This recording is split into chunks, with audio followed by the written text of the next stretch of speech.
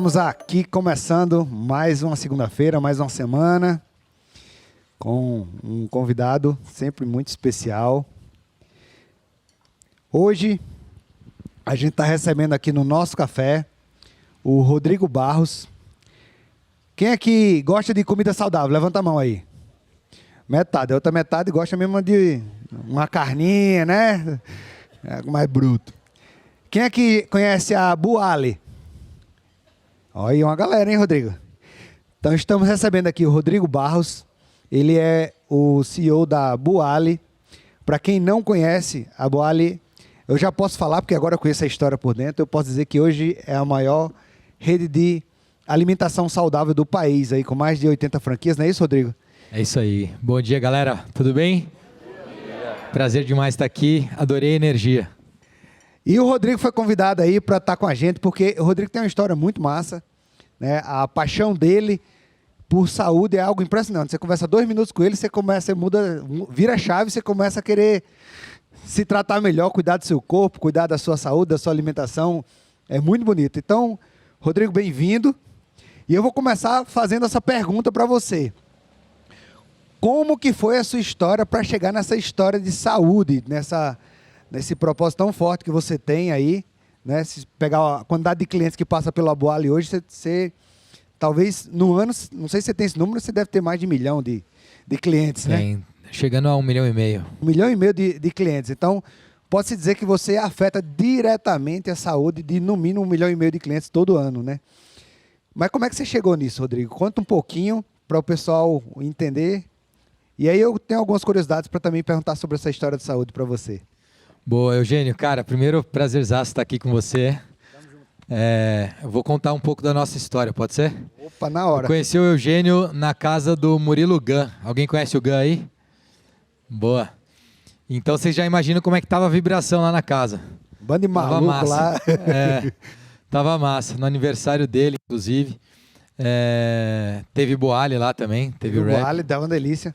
E aí, de repente, eu conheci a Amanda, tava minha esposa e eu, a Mari. A Mari, a gente tá junto há 24 anos, vai fazer agora dia 5 de julho.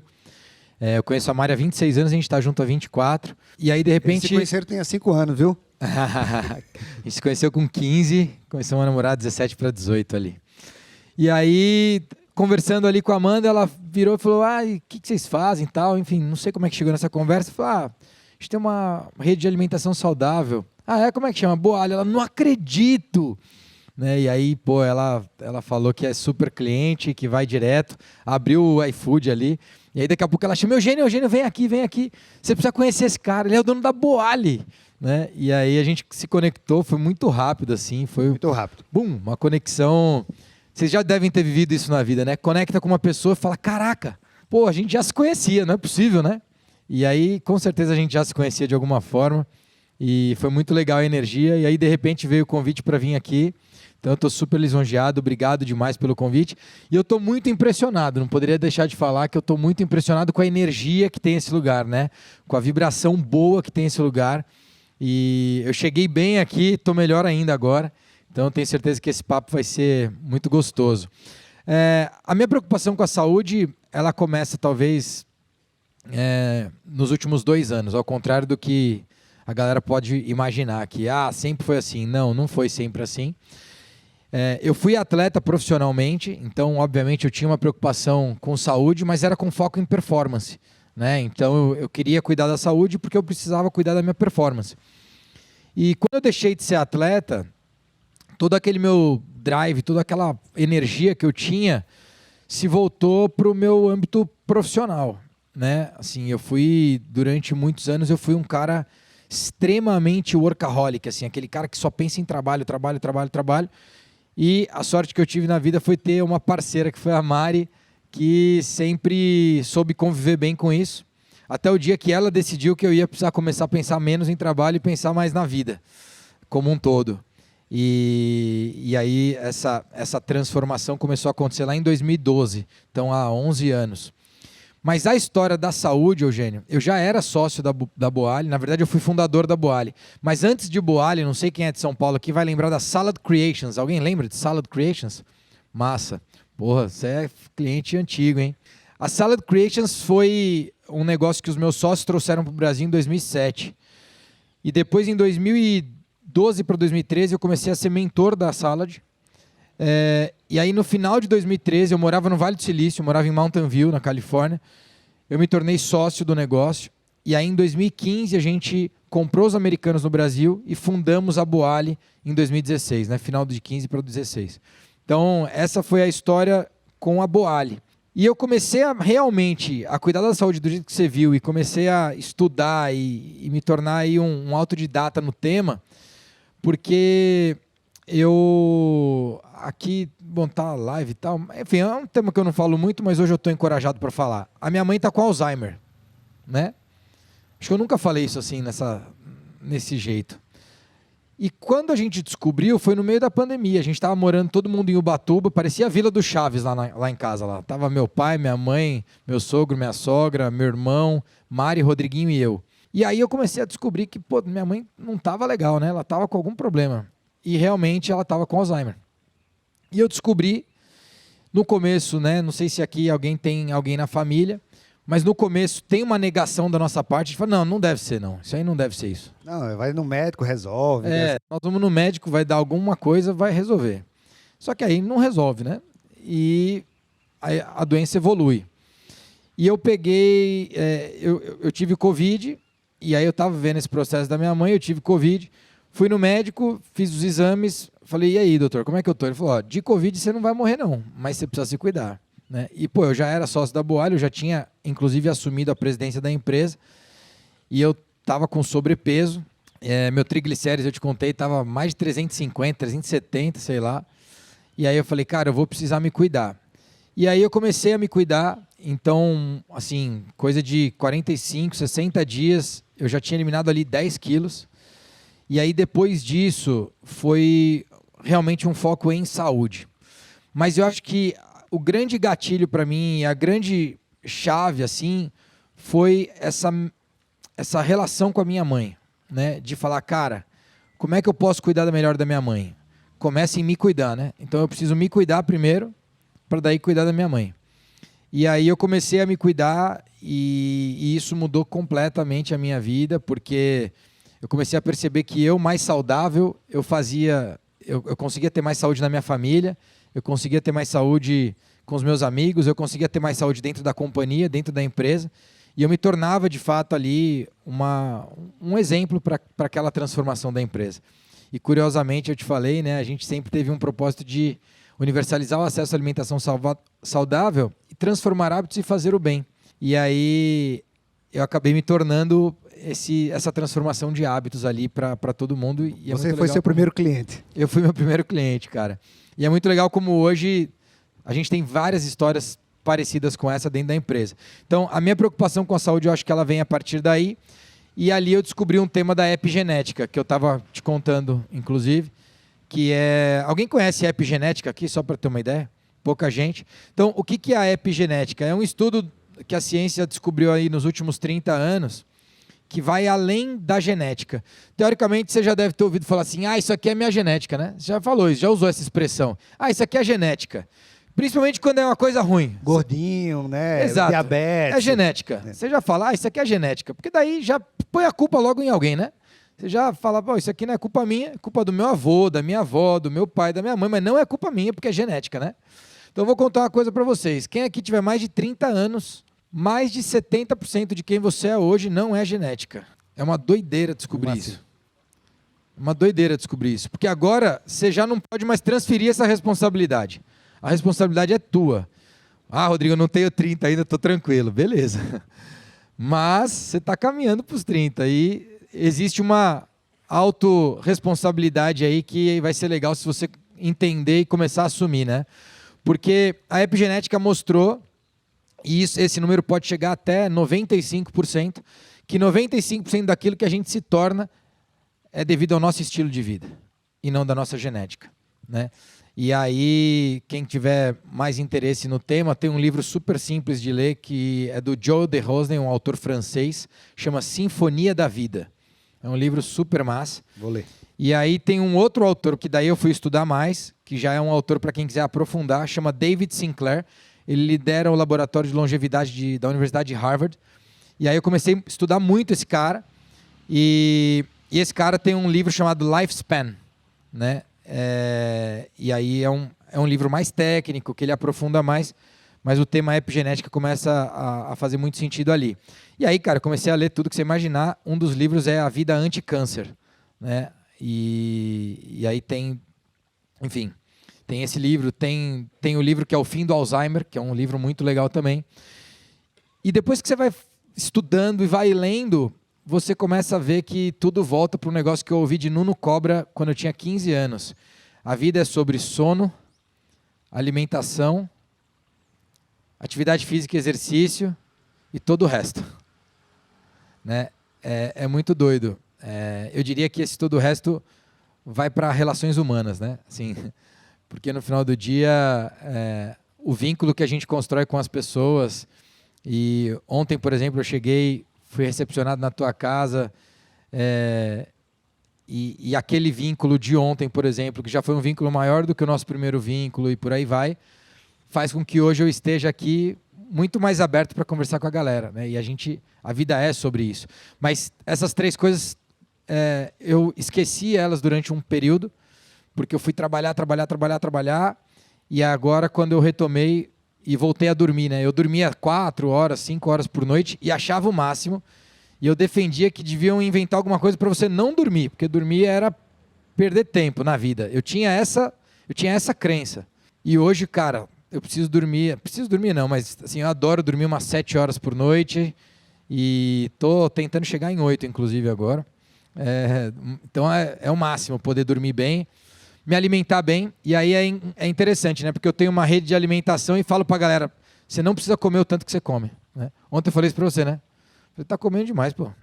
Mas não é de quantidade. Quer cortar metade do meu prato ali. Eu fiquei com vergonha de repetir meu cuscuz, porque ele comeu só uma colherzinha de passarinho. Essa não era a ideia não, pô.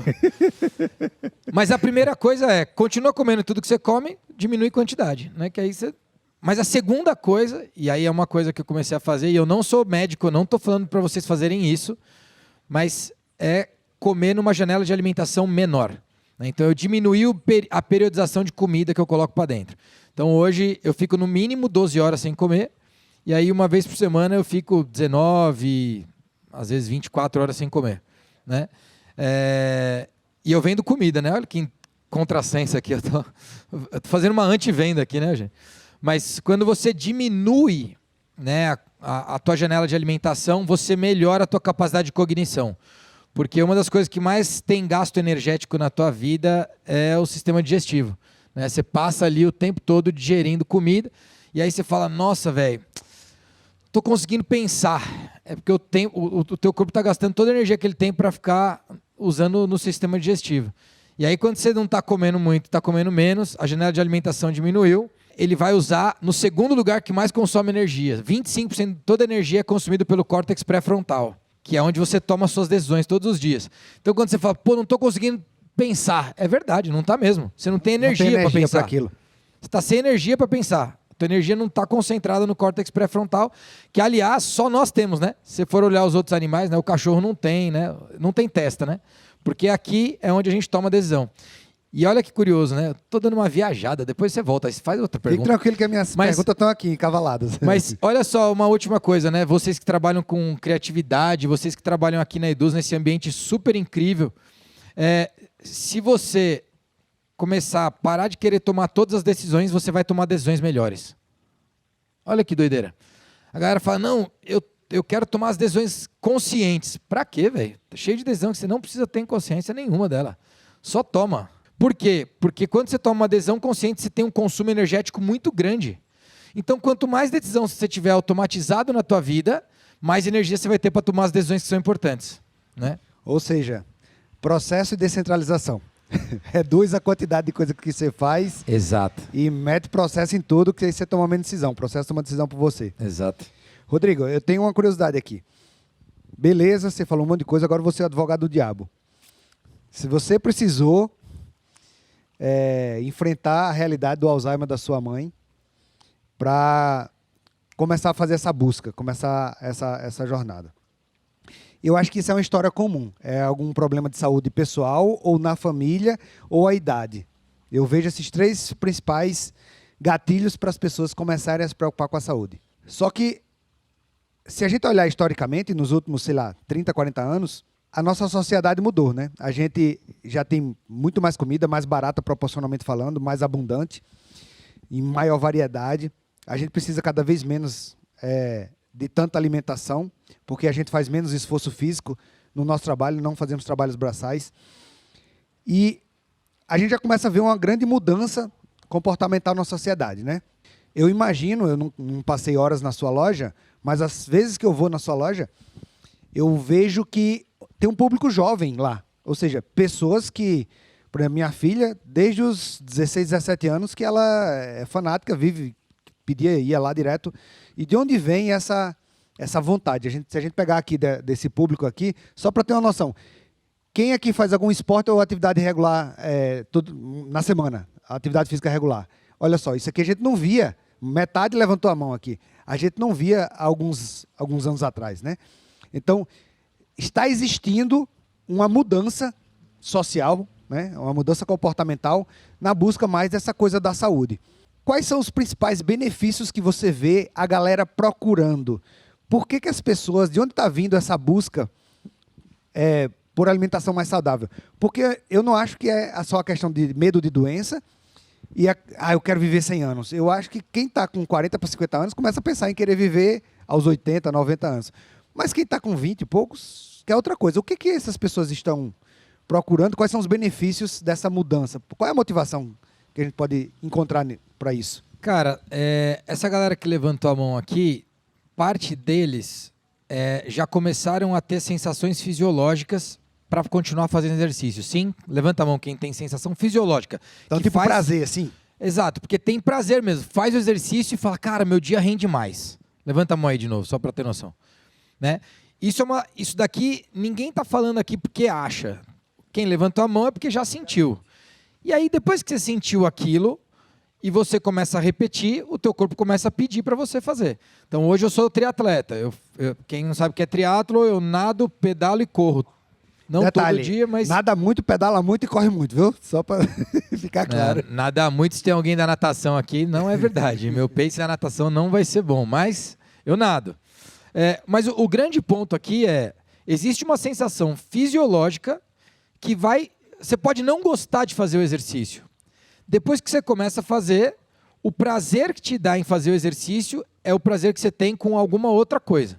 Então assim, talvez eu não goste tanto do exercício, mas o prazer que eu tenho de fazer a próxima coisa é tão grande que o exercício me permite aquilo. E isso é fisiológico, porque quando você está no exercício, você faz uma secreção hormonal, né? Você secreta diversos hormônios, entre eles, eu estava contando para o Johnny, a dopamina, e é ela responsável por te fazer agir. Vou contar uma coisa aqui que eu volto na tua coisa, mas alguém sabia que a dopamina é secretada na expectativa de resultado e não no resultado? Olha só que curioso. A maioria das pessoas acreditam que a dopamina é secretada quando você realiza algo. Então, chegamos em tal lugar, putz, massa. Ali a dopamina não é secretada. Ela já foi secretada quando você gerou a expectativa de realizar. Qual que é o problema? Deve ter muita gente aqui que é incrível para começar as coisas. Que começa coisa que ninguém começaria e que sai desbravando. Bum, bum, bum, bum, bum. Só que dali 3 quilômetros o cara falou, velho, toca esse negócio aí, velho. E se ninguém tocar, para. Acabou. Tem alguém aqui assim? Não precisa levantar a mão, não precisa. Por quê? Porque você, quando gera expectativa de conquistar o resultado, eu tenho um franqueado aqui, o Anderson e a Dai. O Anderson é exatamente assim. Se a Dai não continua, o que ele começou para. E isso tem a ver com a dopamina. Já era, hein, antes? Não, mas isso não é ruim. A partir do momento que você começa a usar isso de forma... se você casar times aqui, que tenha pessoas muito dopaminérgicas com pessoas menos dopaminérgicas, com a capacidade de acabativa grande, você consegue construir times vencedores pra caramba, né? Por que isso acontece? E um dos benefícios do triatlo, porque na expectativa que você tem de gerar o resultado, você começa algo, só que aí depois, velho, a dopamina já foi. Para você, dopaminérgico, um martírio você depois. precisa de uma outra coisa agora para gerar essa mesma dopamina. Porque para você acabou. O que acontece com o exercício físico? Ele vai controlar a tua secreção de dopamina. Além de te ajudar a secretar mais dopamina, ele vai controlar ao longo do dia essa secreção. Então, provavelmente, você vai conseguir ter mais acabativa do que o que você tem hoje, que eu sei que atrapalha, né? Eu sou um cara dopaminérgico, então, quando você fica só secretando ali para iniciar coisas e não começa a ter acabativa, em algum momento aquilo não é legal. Aquilo ali você começa a se sentir mal. Você fala, não estou terminando a coisa, né? E aí, voltando então para a tua pergunta. Eu acho que o nível de consciência das pessoas está aumentando. Então, hoje, quando a gente vai na Boali aqui no Campolim, por exemplo, tem até um projeto que eles criaram, chama Crianças Saudáveis Sim. Eles que criaram, não existia na rede, eles criaram. Porque eles recebem muita molecada lá de 15, 16, 17, 18 anos, que antigamente, na minha época, a gente ia para o McDonald's sexta-feira. Na verdade, a gente ia paquerar. Aí, comia um lanche lá, né? Só que a galera está indo para a Boali hoje. E por quê? Porque existe um nível de consciência nessa galera maior. Então, existe uma galera, inclusive, que vai lá procurando por pratos vegetarianos, veganos, e que, na minha época, eu não sabia o que era isso, né? Eu tenho 42 anos, então, há 30 anos, há 28 anos, eu não sabia exatamente o que era isso. Talvez tinha gente aqui que já tivesse esse nível de consciência. Eu não tinha. Né? Então a galera vai lá procurar esse tipo de comida. Eu acho que isso tem a ver com o nível de consciência. E aí uma coisa interessante disso que você está falando, nosso maior público hoje é feminino e 35 a 45 anos. Esse é o majoritário, né, no Brasil. Até porque é uma galera economicamente ativa, que está trabalhando e tal. Mas existem Boalis hoje que o maior público está nessa molecada mais jovem, né? E aí o que acontece? Os pais conhecem a loja por meio dos filhos. Eles começam a entrar na alimentação dos filhos. Exatamente. E aí o filho muda a rotina alimentar da família. Isso é uma loucura. Alguém já fez isso com a própria família? Não? Já aconteceu? Olha aí que interessante. Então, o filho muda a rotina alimentar da família. E aí o que acontece? Todo mundo aqui, por exemplo, já teve um dia que você foi comer, aí você comeu igual um maluco, igual uma maluca, e aí à tarde você não aguentou trabalhar. Tem gente que está pensando... Acontece todo dia. Nossa, o mais doido é o cara que tá assim. Cadê todo a Geni? dia acontece isso. O dia da feijoada da Geni aqui deve ser brabo aqui pra gente trabalhar depois. Rapaz, o dia da feijoada, já faz a feijoada logo às 3 horas e libera a galera, pô. Não dá ideia, hein? Não dá ideia. Sabe por quê? Porque é o seguinte, você vai ficar menos produtivo, não tem jeito. É fisiológico também, não adianta você pensar em... Não, vai acontecer. Então, quando você vai lá e come uma comida que não acontece isso, que você tem um processo de digestão mais leve e você tem mais energia, mesmo que seja inconsciente, você instalou isso. A partir desse momento, você começa a querer comer mais leve, porque você quer a produtividade do que aquilo está te oferecendo. Mesmo que você não pense na tua saúde, você quer se sentir bem, você quer poder produzir à tarde, entendeu? E aí você vai lá e come mais leve. E aí tem alguns hacks de comida que é interessante, né? Igual eu estava te falando. O Eugênio falou para mim, eu como de manhã um mamão e um ovo. Eu falei, então inverte, come o ovo, depois o mamão. Porque você vai ter um pico glicêmico menor. Sim, vai continuar comendo o mamão e o ovo, a única coisa que você faz é você coloca o ovo antes do mamão. Né? Então, esse tipo de coisa, você começa a fazer, começa a se sentir melhor. Fala, nossa, interessante. Né? Sabe aquele chocolatinho que você come no meio da tarde? Você não precisa parar com ele, mas come ele logo depois do almoço, para não te dar pico glicêmico. Ou seja, se você quer continuar com o chocolate, vai depois do almoço, em vez de comer ele à tarde sozinho. E por aí vai. Então, esse tipo de coisa é o nível de consciência. Isso começa a aumentar e muitas vezes a pessoa que está melhorando a alimentação não é porque ela quer comer aquilo ali bem, mas ela quer a sensação do que aquilo ali produz, né? Então, eu acho que nível de consciência é o que está fazendo o nosso público aumentar. Mas, a verdade ainda a gente continua tendo um público muito restrito. Então, hoje a gente está falando de 1,5 milhão de pessoas, tem restaurante de junk food, de fast food, sei lá, um Burger King, um McDonald's da vida, que vai atender isso no ano, entendeu? Vai atender talvez 1 milhão de pessoas no ano. Num restaurante. Um único restaurante. Olha que doideira. A gente precisa de 80. A gente faz 60 toneladas de comida que sai do nosso centro de distribuição, mais 40 de hortifruti, 100 toneladas por mês.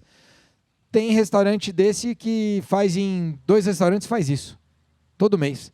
Né? Então, olha a diferença de público que tem para um público, né, grande como esse versus o nosso. E o nosso objetivo é universalizar o acesso. Então a gente precisa muito que vocês comecem a comer Boali, viu, gente? Não, de um lado, pensa assim, ó, olha quanto vocês vão crescer ainda, né? Exato. Porque essa galera vai migrar, né? A grande parte dela vai migrar. Você mencionou aí produtividade, né? Talvez esse seja algo, essa seja uma busca que a gente já começa a ver mais cedo na nossa vida. Eu vejo quanto que se vende de cursos de como ganhar dinheiro, como alta performance, né? Como administrar o tempo. Então, a produtividade é algo que chega um pouco antes, porque a gente tem a ambição de conquistar mais e a gente entende. Se a gente fizer mais com o mesmo tempo que a gente tem, a gente está sendo inteligente. Então, a produtividade é algo que talvez atraia esse público mais jovem, certo? Uma coisa interessante, estava conversando com ele e ele falou que, putz, eu treino em média, sei lá, arredondando aqui 2 horas por dia. Época de campeonato, falou que faz 2 provas por ano, né? Talvez chegue a 3 horas por dia. Faz um monte de coisa, dirige a organização, a empresa, e agora está começando um novo projeto pessoal aí que vai ser tão intenso, provavelmente, quanto a Boali. Fala um pouquinho para a gente dessa sua relação entre produtividade, alimentação, exercício. Como é que foi a sua jornada de descoberta desse aumento da sua produtividade? Porque claramente você tem uma produtividade muito acima da média. Como que foi essa jornada? Como é que você foi adquirindo essa produtividade? De onde ela foi vindo? Para a gente ter uma noção aí. Muito legal a tua pergunta, porque o Anderson me conhece desde os nossos, talvez, 13 anos de idade, 12 anos de idade. Então faz 30 anos que a gente se conhece. Ele chegou até a trabalhar comigo na empresa há uns 15 anos atrás. E eu era um cara que, assim, eu tinha uma crença que era, enquanto os outros dormem, eu preciso trabalhar. Eu pensava assim. Foi importante durante aquele período? Foi, porque eu não tinha maturidade hoje. Então eu não conseguia fazer o que eu faço hoje. Então, naquele período foi importante. Mas o que eu vejo hoje eu sou muito, muito, muito, muito mais produtivo do que eu era há 15 anos, quando eu trabalhava 15, 16, 17 horas todos os dias, né? Inclusive aos finais de semana, era evento, era trabalho e tudo mais. Pô, Rodrigo, mas naquela época valeu a pena você ter feito aquilo para ganhar dinheiro? Cara, valeu, eu não estou arrependido de ter feito aquilo para ganhar dinheiro. Mas hoje, me conhecendo, sabendo como eu consigo produzir, eu percebo que eu me esforcei demais para ter resultados que eram, assim, dava para ter aquele resultado me esforçando menos, né? Como? Pô, eu poderia ter estudado mais, né? Como? Eu achava que ocupando a minha agenda eu estava sendo produtivo, e não é, né? Tem gente aqui que, se olhar a agenda hoje, pensando em produtividade, vai derrubar 50% do que está lá. 50% do que você faz toda semana, cara, não precisava fazer. Sem olhar a agenda, não precisava fazer, né? Seja em horário ou seja em reunião mesmo. Reunião que realmente não precisava, né? Ou atividades, vamos dizer assim. E aí eu comecei a colocar atividades que me deixam mais produtivo para o momento que eu vou produzir. Né? Então, por exemplo, o exercício. 2 horas de exercício por dia, 3 horas de exercício no dia, me deixa muito mais produtivo no tempo que eu estou produzindo. Por quê? Porque o tempo que eu ia perder. Então, uma atividade que eu demoraria 2 horas, hoje eu faço em 30, 40 minutos. Demoraria 2 horas. Mas por quê? Porque quando eu vou fazer atividade, fisiologicamente falando, eu estou tão preparado para ir fazer que eu concentro a minha energia naquilo e termino aquilo em 30, 40 minutos. Os 3 cafés que eu ia ter que parar para tomar em 2 horas, eu já não preciso mais. Talvez eu tome um café antes de começar, acabei, aí eu vou fazer outra coisa, né? Então, até porque ninguém consegue, nem se você falar, não, você não consegue ficar mais de 2 horas produzindo a mesma coisa e achar que você está produtivo. Não consegue, é impossível. Se você não levantar, não for fazer outra coisa, não vier aqui para ver esse ar aqui, você, depois de 1h30 ali, cara, tua produtividade vai ter baixado e você não vai ter percebido, né? Então, eu acho que quando você coloca isso, você vai entender. Então, o que eu fiz? Minha agenda externa só começa às 10 horas da manhã, então até às 10 eu fiz meu protocolo de respiração, imersão no gelo, enfim, aí são os hacks que a gente vai aprendendo e tal. Eu sigo o Wim Hof, não sei quem conhece, mas é super legal, se você quiser descobrir isso, que é tanto um processo de respiração quanto a imersão no gelo. Aí depois eu faço o meu exercício ali, 1h30, 2 horas, dependendo do dia, corrida com academia, dependendo do dia, bicicleta com natação. E aí, 9 horas da manhã, eu começo leitura, eu começo a estudar. E 10 horas da manhã eu começo uma agenda externa. Então, hoje, totalmente diferente do que é a minha rotina. Hoje você abriu a sessão aí para nós. Totalmente. Por que eu estou te falando isso? Das 10 ao meio-dia, eu resolvo as principais agendas do dia. Das 10 ao meio-dia é onde eu concentro a maior parte da minha energia para tomar decisão. À tarde, você não toma decisão? Eu tomo decisões que são regulares. E eu tento deixar à tarde para as decisões do meu subconsciente. Ou seja, não é à tarde que eu vou usar o que eu falei aqui do córtex pré-frontal. Vai acabar usando? Acaba. Mas como não é meu objetivo, né? Exatamente, vira uma exceção. Toda decisão que eu preciso tomar, que vai mudar o curso da companhia, ou que vai mudar o curso da minha vida, e que é uma decisão importante, que eu vou precisar pensar muito nela, ou vou precisar tomar uma decisão racional, eu tento tomar ela entre 10 horas e meio-dia. Depois disso, eu sei que eu vou entrar em outras agendas. São outros momentos. E que aí está tudo bem. Onde que é diferente isso? Na segunda-feira. Onde eu faço as principais agendas do dia, da tarde até a noite. E aí, eu uso a manhã inteira para me concentrar. Então, nem dos 10 ao meio-dia eu tomo decisão, nem das 10 ao meio-dia eu trabalho, eu tenho agenda externa. Zero. Por quê? Porque eu passo a manhã inteira dentro de um protocolo comigo mesmo, e quando eu vou para a tarde, é como se eu tivesse afiadíssimo ali, né? Então, eu tenho uma boa alimentação e tal, porque a tarde é animal. E aí eu chego 7 horas da noite, tem reunião de franqueados, então até às 7 da noite eu estou ali concentrado. Eu consigo ficar? Não, porque 5 da tarde eu paro, das 5 às 7 eu vou me concentrar de novo para fazer a reunião das 7. Então, eu acho que a produtividade está muito mais atrelada à qualidade que você consegue ter, energeticamente falando, para aplicar naquilo que você precisa aplicar e não no volume de trabalho que você vai fazer, no volume de coisas que você vai fazer. Muito bom. Galera, vou abrir agora para perguntas aí. Quem tem uma pergunta aí para fazer para o Rodrigo? Eu imagino que para o McDonald's, Burger King e tal, a produção, né, deve ser muito mais barata, porque tá toda a indústria pensada de um jeito que faz aquela comida que não tem quase nenhum nutriente, então fica fácil de produzir, então chega em todo lugar. Minha dúvida não sei se isso é verdade, também é uma dedução aqui, mas para isso acontecer com redes como o Boali, né, onde a alimentação saudável ganha essa escala, é aquela coisa do quem nasce primeiro, quem veio primeiro, ovo ou galinha, né? Ou seja, tem que aumentar muito o consumo ou tem que aumentar muito algum tipo de facilitação na regulação, enfim. Porque a impressão que dá é que você vai no mercado, em qualquer situação, é tudo feito para você comer veneno, né? E barato. Então você pega e tal. Como é que você, se é que você tem alguma frente disso, pensando para além da empresa, diria assim, sobre essa questão da alimentação? Porque eu, por exemplo, sou uma situação dessa, né? Eu sei conscientemente que é bom comer direito, fazer... Aí na hora do mercado, uma coisa, tô com pressa, aí pronto, envenenei um pouquinho. Então, como que você chama? Marcelo. Boa, Marcelão. Cara, muito boa a tua pergunta.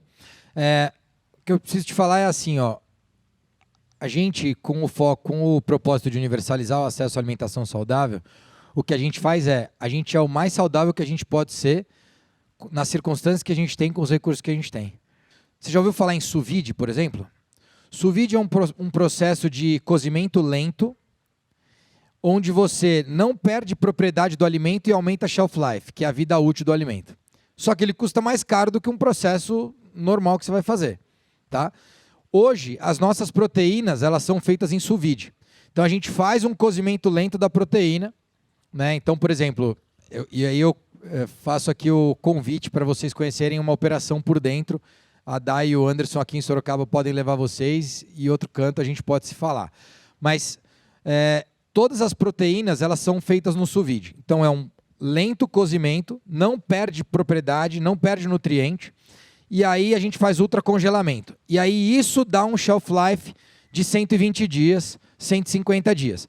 Esse shelf life, que é a vida útil do produto, por 120, 150 dias, vai garantir com que esse produto possa sair para o Brasil inteiro. Certo? É mais caro? É mais caro.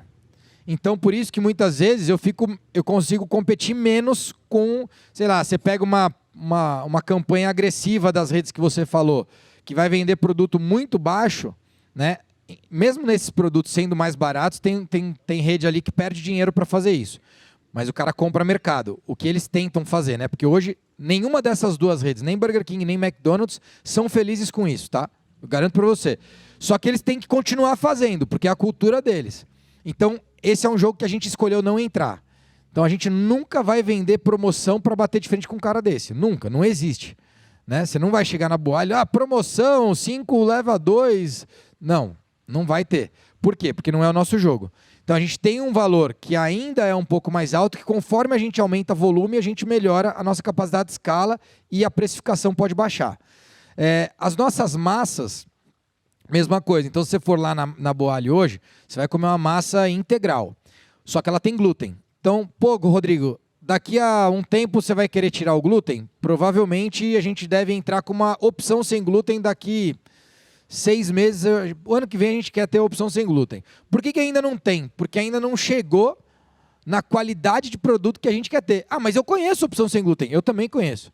Eu como quase todo dia uma opção de massa de wrap sem glúten. Só que não é gostosa. E o problema está no palato. Não adianta a gente querer ter um paladar que seja ruim para um produto extremamente saudável. Não adianta, porque a gente não vai vender. Concorda ou não? Então, a gente precisa ser o mais saudável possível dentro das circunstâncias e dos recursos que a gente tem.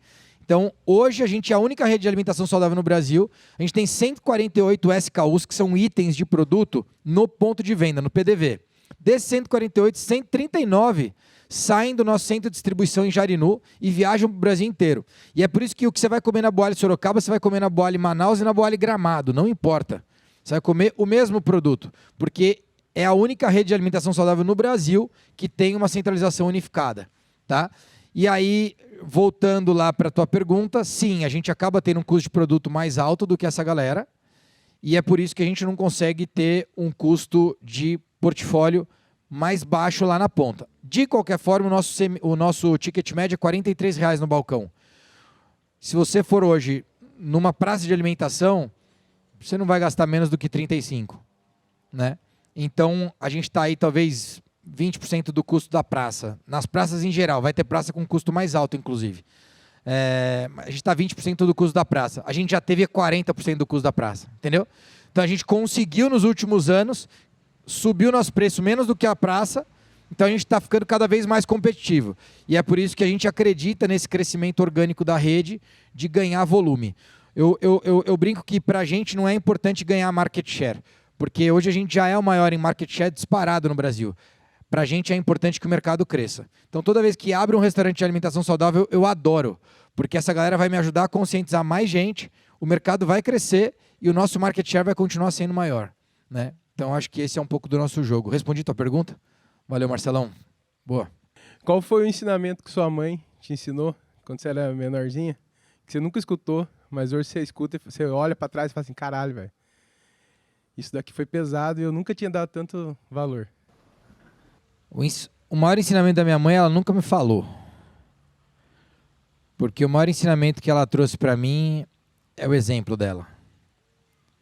A minha mãe tem disparado a história mais vencedora que eu conheço. A minha mãe está com Alzheimer hoje, mas ela já superou 4 vezes o câncer. E ela nunca precisou me falar sobre isso. A minha mãe sempre teve uma gratidão muito forte pela vida. Ela nunca reclamou, nunca saiu uma palavra de reclame da boca dela, nunca. Ela nunca falou por que Deus fez isso comigo, nunca. Ela sempre entendeu que ela era muito forte e que aquilo ali ia servir de exemplo. Serve de exemplo para a família inteira. Para mim, é incrível.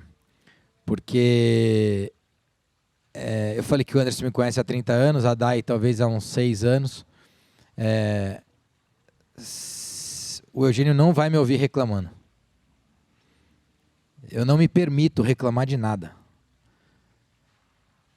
E talvez, se tem uma mensagem que eu possa deixar hoje para você, Marcos, e para quem está aqui, é que a vida é maravilhosa.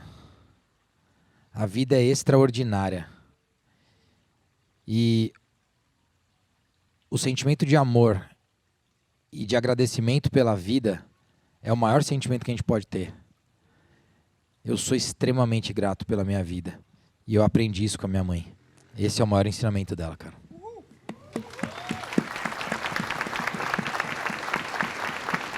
Muito bom. Qual a estratégia de negócio de vocês? Na verdade, qual a estratégia para a sazonalidade do mercado? Ah, Bonari legal. hoje? Como você chama? Danila. Por causa que a gente tem 2 festas juninas, uma agora, depois outra, frio. Como é que vocês fazem? O que vocês pensaram? Então, Só uma curiosidade. Eu comentei que tinha tido a loja de alimentação saudável. De né? salada. Isso. Inclusive era na loja que vocês estão hoje lá no shopping. Quem tocava era a Danila. Então, olha Ô, a coincidência aí. cara, obrigado pela pergunta. Olha só que interessante. Com o Salad Creations, nós éramos um business de monoproduto, basicamente, tá? E aí, monoproduto é um negócio que surgiu no mercado americano por conta do hábito de consumo, mas especialmente pelo volume de consumo que você tem no mercado americano.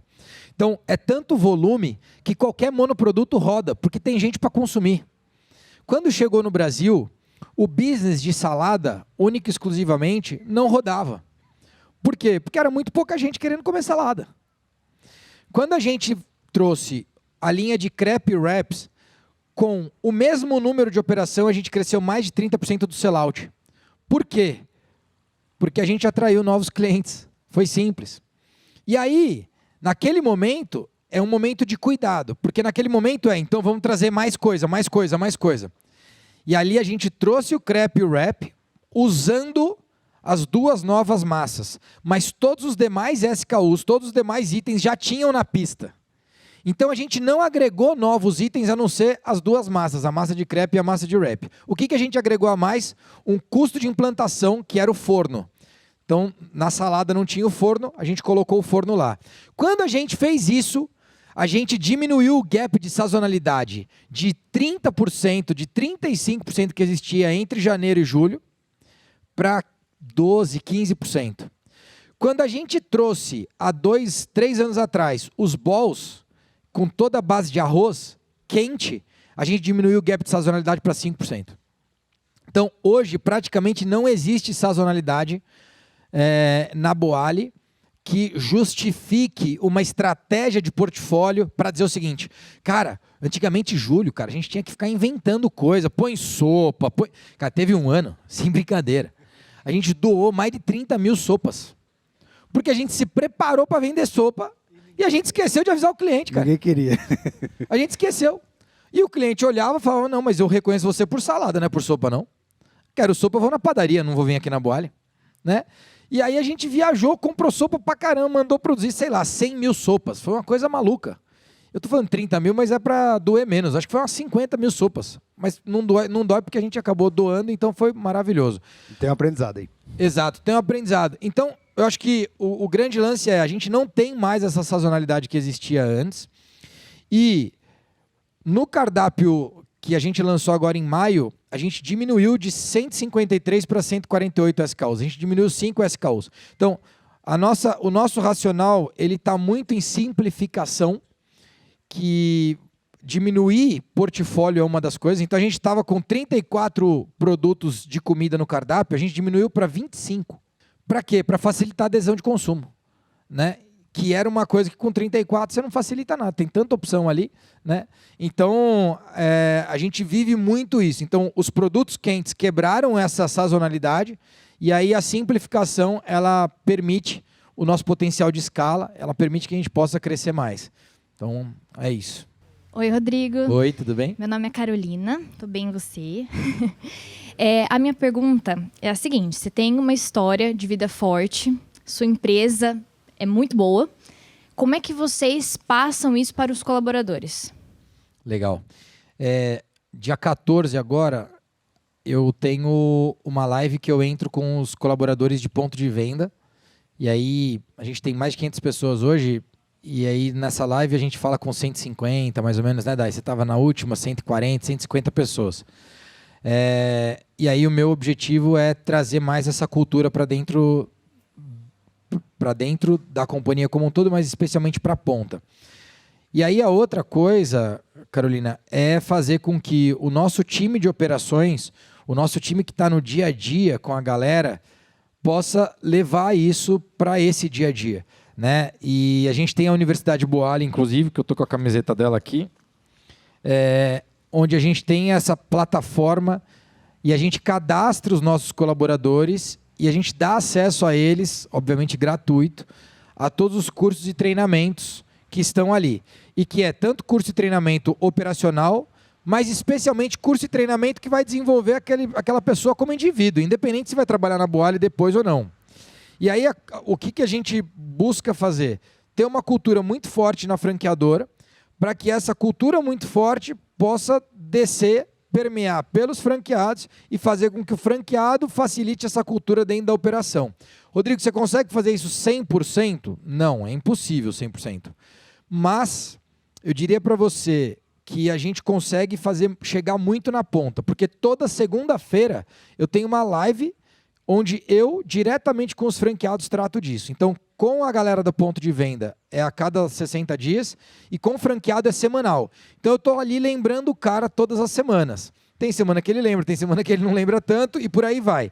E aí a gente tem uma coisa chamada B20, que é uma agenda que o franqueado faz com a equipe, e aí o que eu peço é que ele leve para a B20 aquilo que a gente conversa na segunda-feira. E esse papo de segunda-feira ele é um papo muito mais sobre a visão da companhia, um papo muito mais inspiracional do que operacional. Claro que tem semanas que eu vou trazer ali 70% do papo operacional, mas a maioria das semanas eu diria que é 30%, 40% operacional, 60%, 70% inspiracional. Trazendo a visão da companhia, reforçando os nossos valores, reforçando o propósito, a partir de exemplos, né? Então, fazer chegar, eu acho que tem muito a ver com comunicação e você ir construindo semeadores, né, dessa comunicação. Dentro da rede de franqueados, né, dessas 80 operações, a gente tem o privilégio de contar com um pouco mais de 20 franqueados só. Então, assim, é muito franqueado que tem 2, 3, tem franqueado com 8 operações. Então, isso também ajuda, porque aí você falou com ele. E geralmente, quem tem mais operações é quem mais leva para o ponto de venda, né? O cara que tem uma, às vezes, não leva a informação. O cara que tem 8, leva. Né? Porque o cara de 8, ele é mais estratégico. Né? Então, é dessa forma que a gente utiliza essa estratégia, vamos dizer, de comunicação e de reforço da cultura todos os dias. E aí eu acredito que assim, a gente tem histórias que estão se manifestando toda semana dentro da companhia, que é uma história de transformação de hábitos. Então, a Sandra, que veio trabalhar com a gente no começo do ano passado, ela veio de mundo corporativo a vida inteira. Um mês depois de estar trabalhando com a gente, ela falou, Rodrigo, mas só para entender, vai ser assim sempre ou é só porque está começando? Eu falei, não, é assim sempre. Assim como, né? Ela falou, pô, velho, nunca tinha levado minha mãe no médico. Agora eu posso levar minha mãe no médico durante a semana. Eu falei, mas como que você fazia? Eu falei, não, eu tinha que marcar o médico de sábado, porque eu não podia levar minha mãe. Então, esse tipo de relação, ele transcende aquilo que eu vou falar. Está muito naquilo que eu estou fazendo. Né? A Sandra, por exemplo, ela nunca tinha ido na academia na vida. A Sandra é um exemplo interessante, eu estou citando ela aqui, mas tem vários outros exemplos. Mas a Sandra eliminou 20 quilos trabalhando na Boali. Se você perguntar para ela, eu nunca falei para ela, Sandra, vai perder peso, Sandra, vai para academia. Isso nunca aconteceu. Mas a gente tem um projeto lá dentro chamado Projeto Aprender. Todos os anos você pode renovar, você deve renovar o teu Projeto Aprender. A companhia, a gente financia o Projeto Aprender para o colaborador e ele não tem nenhuma necessidade de ter a ver com a companhia. Então tem gente que está fazendo Muay Thai, tem gente que está indo para academia, tem gente que está aprendendo alemão, tem gente que está aprendendo criptomoeda. Esse não se deu tão bem. Mas, não, brincadeira. Mas assim, o grande lance do Projeto Aprender é poder fazer com que a pessoa tenha vontade de aprender. Eu costumo dizer que aprende aquele que aprende mais e gosta de aprender mais. Né? Então, quando você escolhe aquilo que você vai aprender, a chance de você aprender mais é maior. E quando você aprende mais, você gosta mais de aprender. E quando você gosta mais de aprender qualquer coisa, você aprende mais qualquer coisa. No fundo é isso. Então, esse projeto ele também estimula muito isso. Então, acho que são esses exemplos que depois vai levando e arrastando para a companhia como um todo, sabe? Aprendizagem é um músculo, né? Você vai marumbando ele. Exatamente. Tem uma última pergunta ali. Sou eu. Oi, Rodrigo, tudo bem? Meu nome é Bruna. Tudo bom, Bruna? Você comentou sobre o seu público que a maioria é feminino. E eu queria te perguntar se no começo você já previa que esse seria o público-alvo, se você tem em mente de uma mudança geral na coletividade sobre alimentação, que vai mudar esse quadro, que os homens cada vez mais vão se interessar por comida saudável, e também em relação às pessoas de baixa renda. O que eu percebo muito é que as pessoas ainda têm uma certa dificuldade em entender a comida saudável como algo acessível. A gente vê as comidas orgânicas e tal, um preço diferenciado, né? É óbvio. E as pessoas estão vendo uma mudança aos poucos, e isso você prevê que essas classes sociais estarão mais conscientes a respeito dessa acessibilidade sobre comida saudável? O que gera consciência, sem dúvida, é o acesso, Bruna. Então, assim, quanto mais acesso essas pessoas tiverem, mais consciência elas vão ganhar. Porque não tem como você chegar para uma pessoa que nunca comeu saudável e falar, não, vai lá e come saudável. Ela vai falar, mas vai lá aonde? Não, vai lá na Boalha que você vai gastar R$43. Ela vai falar, não, mas eu como por 12. Tipo, não tenho R$43 para comer. Então, o meu objetivo de vida é conseguir servir essa pessoa. Só que para servir essa pessoa, eu preciso ter umas 500 Boales. Entende? Porque só na escala eu vou ter volume suficiente para melhorar minha capacidade de compra, para melhorar minha capacidade produtiva, para melhorar meu custo logístico e conseguir ter cada vez mais um valor mais acessível. Que é o que eu acabei de dizer. O que eu faço por ano na rede inteira, essas grandes marcas, elas fazem em 2 meses, em 3 meses, em uma única loja. É doideira, é muita coisa. Né? Não é que todas as lojas fazem isso, mas eu estou falando, as melhores lojas de uma rede dessa, faz ali em 2, 3 meses o que eu faço num ano, na rede. Né? Então, isso ainda muda muito o ponteiro. O que você falou, por exemplo, de comida orgânica. A gente tentou colocar em algumas lojas o hortifruti orgânico. Só que ele vinha com uma lesma, ele vinha com alguma coisa. Né? E aí você fala assim, pô, mas que isso? Aí eu ia reclamar para o fornecedor, falava, cara, não pode, você tem que Rapaz, é uma lesma. Tá reclamando de uma lesma, é sinal que o meu produto é orgânico, nem a lesma está morrendo. Né? Então, assim, o que é o problema? Se qualquer um de vocês aqui, chegar para comer uma alface com uma lesma, você vai ficar puto da vida. Tá maluco? O que é isso? E eu concordo, eu também vou ficar. Logo a gente vai pagar mais caro se tiver lesma, né? Com uma lesminha você paga mais caro, você sabe que ali é orgânico. Você quer com ou sem. Mas o que eu quero te falar é que, assim, nem o sistema produtivo está preparado. Você não tem produtor preparado hoje no Brasil. Você não tem, você não consegue ter. Né? E quando você tem esse produtor preparado lá fora, por exemplo, né, nos Estados Unidos, a coisa mais comum que tem é a feira orgânica. Alguém já foi nos Estados Unidos e foi numa feira orgânica de sábado? Assim, é muito normal. Tem no bairro, nas cidades, tem a feirinha orgânica. Essa feira orgânica, você tem os produtores orgânicos, que são muitas vezes financiados pela própria comunidade.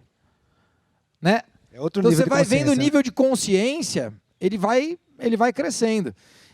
Hoje, orgânico no Brasil é impossível de ter na rede. Impossível, assim, na realidade de hoje, na realidade atual. Então não dá para ter orgânico. O que a gente tem? A gente tem produtores regionais, produtores locais, que fornecem para o meu fornecedor. E o meu fornecedor faz toda a higienização e fornece para mim. Então, hoje eu não estou direto lá na ponta. Por quê? Porque a ponta não consegue me atender. Que é o que eu te falei, a gente consome ali 40 toneladas de hortifruti hoje. Eles são regionais, mas eles estão centralizados em um distribuidor que higieniza essa folha, que higieniza esse hortifruti. Entendeu? Então, isso também fica mais caro, concorda? Se eu estivesse indo lá na ponta, só que a ponta não faz o serviço que eu preciso que faça. Então, enfim, é o preço da cadeia, né? Obrigado pela pergunta, Bruno. Rodrigão, para fechar aqui, queria fazer uma seguinte pergunta. Levanta a mão aqui quem tem filho.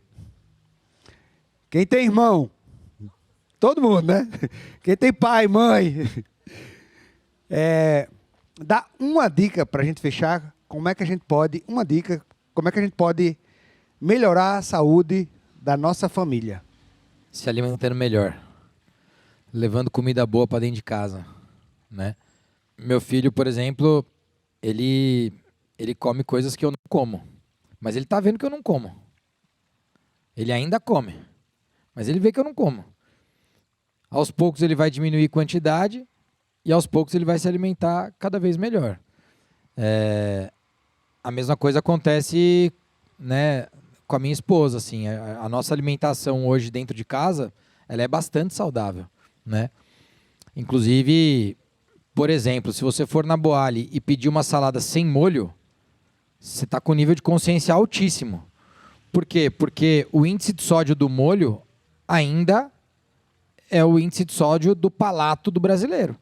Se você quiser fazer uma salada na tua casa e falar, Rodrigo, o que eu tenho que colocar lá? Azeite e limão. O que mais? Mais nada.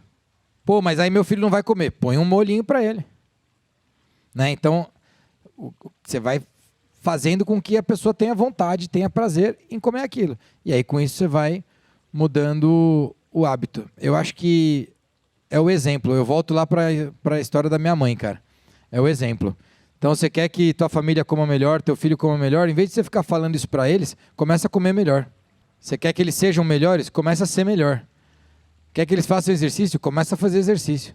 Quer que eles durmam melhor? Deita mais cedo e vai dormir. Quer um mundo melhor? Seja melhor. É isso. Muito bom. E agora pro grito. Bora pro grito de paz. Você vai chamar aí do Zé e a gente responde, beleza? Beleza. Então vamos lá. 1, 2, 3. E aí, do Zé? Gigante!